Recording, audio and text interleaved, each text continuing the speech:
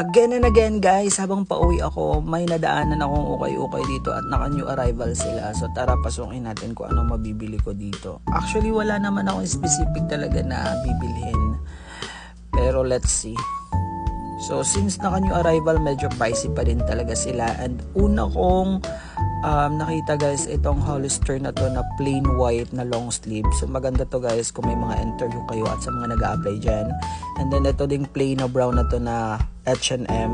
Actually goods siya guys, kaya lang kasi madami na akong ganyan and then medyo mainit din. So ito dong Giorgiano guys, medyo pambabae kasi kaya hindi ko rin binili. Pero guys, nakabili din ako ng dalawa talaga, pambahay lang ba. And then itong sling bag na black, maganda siya guys, so worth of 500 pesos. So feeling ko naman mag-fit siya sa akin. So ito yung nabili ko na polo na t-shirt. So pwede na to guys pang everyday.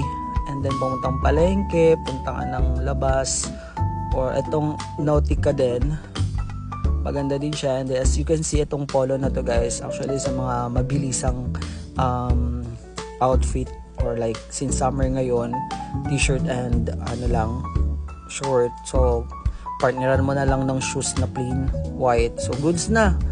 And then itong Nautica guys, nahilig kasi ako ngayon sa mga malalaking or loose na damit since medyo tumataba na ako. So ayun lang guys, wala naman ako pinagsisihan sa mga nabili ko.